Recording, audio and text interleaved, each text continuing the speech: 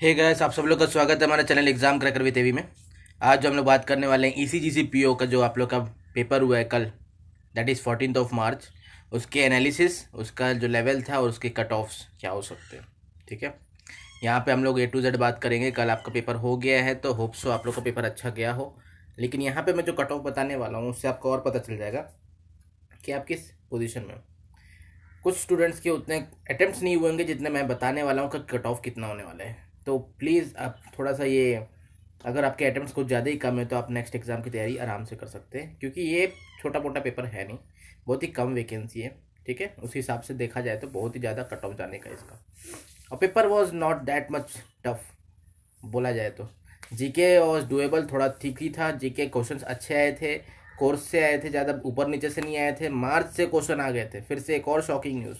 मार्च से भी क्वेश्चन देखने को मिला, फरवरी से और जनवरी से और दिसंबर से, सिर्फ 4 महीने से देखने को मिला। मार्च, फरवरी, जनवरी और दिसंबर, सिर्फ 4 महीने से देखने को मिला। और स्टार्टिंग में मैं तो जब सॉल्व कर रहा था मेरे को मार्च के दिख रहे थे, मैं पहले टेंशन में आ गया, यार मार्च के कैसे इतने सारे क्वेश्चन आ सकते हैं। फिर धीरे धीरे फरवरी के आए, फिर धीरे धीरे आपके जनवरी के भी आए हुए हैं, उसके फिर दिसंबर के भी आए हुए हैं। ठीक है, तो यहाँ पे जीके का क्वेश्चन और उसके बाद जीके का सेक्शन वाइज डुएबल कर सकते हो, आराम से कर सकते हो, क्योंकि आपके जो रिसेंट मंथ्स रहते हैं उसके अच्छा आपका प्रिपरेशन रहता है।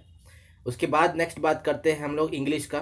English was somewhat tough. अगर आपका इंग्लिश बहुत ही ज़्यादा वीक है तो थोड़ा सा टफ रहेगा। इंग्लिश मॉडरेट, अगर आप लोग थोड़ा भी बना लेते हैं, थोड़ा इंग्लिश आप लोग को समझ में आ जाता है, आप लोग इंग्लिश के ग्रामर और रीडिंग कॉम्प्रिहेंशन, आप पेपर अच्छे से पढ़ रहे हैं, आप लोग का रीडिंग स्किल्स अच्छा है, तो इंग्लिश तो बहुत अच्छे से बन जाएगा। लेकिन अगर आपका थोड़ा सा भी टफ है तो आपका इंग्लिश बहुत मुश्किल है। नेक्स्ट बात करते हैं रीजनिंग। रीजनिंग मेरे लिए तो टफ ही रहता है, क्योंकि मैं प्रैक्टिस करना छोड़ दिया हूँ, तो रीजनिंग मेरे लिए तो टफ ही रहता है। तो रीजनिंग का मैं बोल नहीं सकता कि आप लोग को कैसा लगाओ। तो रीजनिंग का जो है सेक्शन, उसके लिए मैं यही बोल सकता हूँ कि मॉडरेट था मेरे हिसाब से। कुछ लोग को इजी लगा होगा, लेकिन मेरे हिसाब से मॉडरेट था। तो मैं रीजनिंग को एकदम इजी नहीं बोलूँगा, मेरे को तो मॉडरेट लगा। नेक्स्ट आपका बात करते हैं मैथ्स, दैट इज़ क्वांट्स का। क्वांट्स जो है आप लोग का थोड़ा बहुत इजी था बोला जाए तो। इजी इसलिए इजी इन द सेंस क्योंकि उसमें फर्स्ट सबसे पहली बात तो क्वाड्रेटिक इक्वेशन, वो भी सिंपल, जो हम लोग करते हैं नॉर्मली, बहुत पहले से कर रहे हैं जो क्वाड्रेटिक इक्वेशन, वो हम लोग देखे हैं।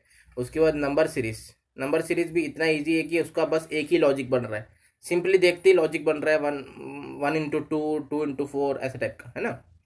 डिफरेंस बहुत सिंपली आप लोगों को निकाल सकते हैं। फिर नंबर सीरीज बहुत इजी दिया हुआ है। मिसलिनियस काफ़ी इजी दिया हुआ था। डीआई भी ठीक ठाक था, 2 डीआई मुश्किल था और सारे इजी थे। ठीक है, maths was easy and 2 DI को छोड़ के। देखिए, हर सेक्शन में इजी मतलब ये नहीं कि पूरा क्वेश्चन इजी। अगर आपके 25+ इजी क्वेश्चन है तो उसको इजी सेक्शन माना जाता है। अगर 25 के आसपास मॉडरेट क्वेश्चन है तो मॉडरेट माना जाता है। 25 से के आसपास आपके टफ क्वेश्चन है तो उसको सेक्शन को टफ माना जाता है। इंग्लिश हो गया आपका। कंप्यूटर की बात किया जाए तो कंप्यूटर में सिर्फ 20 क्वेश्चन आए थे। 20 क्वेश्चन आप लोग के जो है वो थोड़ा सा टफ बोला जा सकता है कि थोड़ा सा टफ था, इतना इजी भी नहीं था कि एकदम तुरंत सॉल्व कर लें। ठीक है, कुछ क्वेश्चन इजी थे, जैसे कि रैम हो गया। रैम से रिलेटेड एक क्वेश्चन आया था, वो थोड़ा इजी था। और एक ये था कि आपका इनक्रिप्टेड होके मैसेज जाता है तो उसका आंसर क्या होगा, तो पीयर पीयर मेरे को जितना लग रहा है पीयर होगा। देखते हैं क्या आंसर होता है। तो ये सारे क्वेश्चंस जो है कंप्यूटर में देखने को मिले। जीके का हो गया, इंग्लिश का हो गया, मैथ्स का हो गया, रीजनिंग का हो गया।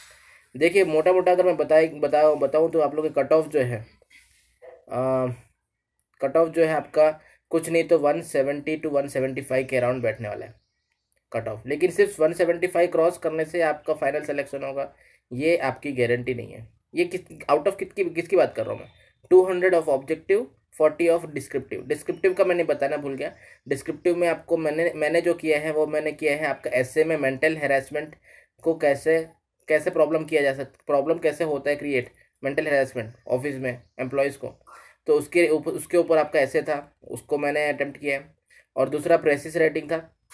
प्रेसिस राइटिंग में आपका कोविड का था। कोविड से एक तो आप लोग का बिंज वॉचिंग था, मेरे को उतना आइडिया नहीं था उस चीज़ का, तो इसलिए मैंने उसको छोड़ दिया। और ऑब्वियस ही बात है, बहुत सारे लोग कोविड को यूज़ किए होंगे। Covid in the effect on the effect in salary. ठीक है, नॉर्मल आप लोग का टॉपिक बन सकता था उसका, कोविड इफेक्ट ऑन सैलरी। ठीक है, अगर आप लोग कुछ अच्छा टॉपिक बनाए तो वो भी अच्छा है। टॉपिक टॉपिक होता है, बस आपको टॉपिक से पता चलना चाहिए कि आपका जो कंटेंट में क्या लिखा है। ठीक है, ठीक है, ये मैंने ये दो चीज़ किया है, प्रीसिस राइटिंग में ये, और ऐसे राइटिंग में आपका मेंटल हैरेसमेंट। मेंटल हेल्थ, ठीक है।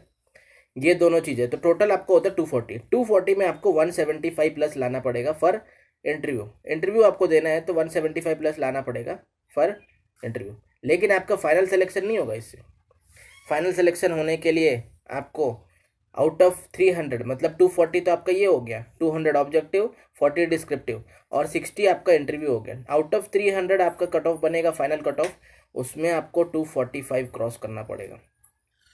उसमें आपको 245 क्रॉस करना पड़ेगा। और आप ये मान के चलिए कि आपको इंटरव्यू में 35 से ज़्यादा नहीं मिलना है, 35 या 30 से ज़्यादा मिलना ही नहीं है आपको, ये मान के चलिए। क्योंकि ईसीजीसी का जो इंटरव्यू है बहुत ही हाई लेवल होने वाला है, एकदम सिंपल नहीं होंगे। और क्वेश्चंस तो मैं आपको गारंटी दे सकता हूँ कि आपको जो भी क्वेश्चंस पूछा जाएगा वो आपके सर के ऊपर से उड़ेगा। क्योंकि ये सिंपल बैंक का इंटरव्यू नहीं है, ईसीजीसी का है।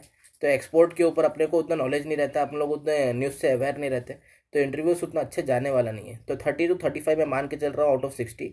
अगर मैं इतना मारूँ तो 45 में अगर 30 माइनस करूँ तो 215 होता है। 215 अगर आप लोग लाएंगे तब जाके आपको तो क्लियर हो रहा है। 215 आउट ऑफ 240 में 175 तो मैंने कट ऑफ बता दिया, लेकिन 215 210 लाएंगे तब जाके आपको क्लियर होता है, ठीक है। इसलिए बिल्कुल भी ऐसे मत सोचिए कि आपका 175 प्लस आ गया, आपको इंटरव्यू देने मिल गया तो बढ़िया जॉब लग गया, ऐसा नहीं है। अभी आरआरबी पीओ की बात करूँ तो आरआरबी पीओ में +23 +30 वाले भी बाहर हो गए। क्यों? क्योंकि क्राइटेरिया ऐसा है, चीज़ें ऐसी है, जो आपके मार्क्स आते हैं मेंस में उसको कन्वर्ट किया जाता है 80 में, फिर इंटरव्यू का मार्क्स जुड़ा जाता है, तब जाके कट ऑफ बनता है। तो +23 +30 वाले भी बाहर हो गए हैं। रीज़न यही है कि सिर्फ रिटर्न से कुछ नहीं होता है, आपके रिटर्न में बहुत अच्छे मार्क्स होने चाहिए, बहुत अच्छा मार्जिन होना चाहिए। तो यहाँ पे 175 मैंने तो बता दिया। और इसके सेक्शनल कट ऑफ का टेंशन मत लो, बहुत ही कम, बहुत ही मिनिमम रहता है। जैसे कि आपका मैथ्स और रीजनिंग में बात किया जाए तो दोनों में 50-50 के हैं, तो 50-50 में आपके कितने होंगे? सिर्फ आपके 13 से 14, टेंशन की बात ही नहीं है। और फिर कंप्यूटर, इंग्लिश और जीके, कंप्यूटर इंग्लिश और जीके में 7-8-9 इसी के आसपास दौड़ेगा, 7-8-9 के आसपास, ठीक है। ये आप जनरल का कट ऑफ बता रहा हूँ। और 175 क्रॉस करना पड़ेगा फॉर इंटरव्यू और 245 क्रॉस करना पड़ेगा for final selection. Final selection के लिए 245 क्रॉस करना पड़ेगा। तो 245 में अगर मैं 35 हटाऊँ या 30 हटाऊँ तो 215 या 210 बैठ रहा है, उतना तो आपको लाना ही पड़ेगा, ठीक है। तो होप करता हूँ कि आप लोगों को बहुत कुछ क्लियर हो गया होगा। नहीं होने से कमेंट सेक्शन में आप लोग पूछ सकते हैं, वो तो आप लोग के लिए अवेलेबल है। एंड मिलते हैं नेक्स्ट वीडियो में, तब तक के लिए धन्यवाद।